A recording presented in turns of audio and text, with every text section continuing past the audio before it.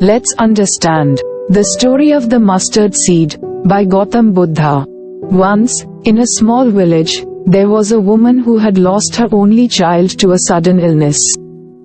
She was overcome with grief and could not accept the loss of her beloved child. She heard about Buddha's teachings and his reputation for wisdom, so she went to seek his help. She found Buddha and, with tears in her eyes, asked him to bring her child back to life. Buddha listened compassionately to her plea and said, "I will help you, but first, I need you to do something for me.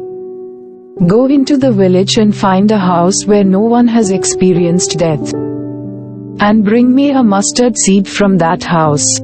The woman felt a glimmer of hope and immediately went from house to house in the village, asking for a mustard seed. However, at each house, she encountered a family that had experienced the loss of a loved one.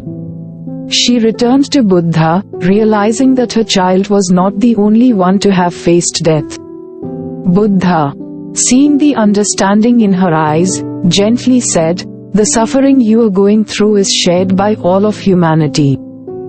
Death is a natural part of life, and no one is exempt from it."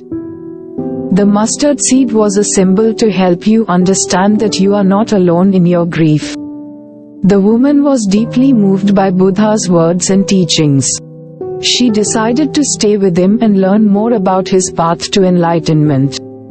Gradually, she found peace within herself and accepted the impermanence of life. Moral of the story: the story of the mustard seed teaches us about the universal nature of suffering and the impermanence of life. It reminds us that we all experience loss, pain, and grief at some point in our lives. Accepting this truth and finding inner peace is a key aspect of the path to enlightenment and a more fulfilling life, according to Buddha's teachings.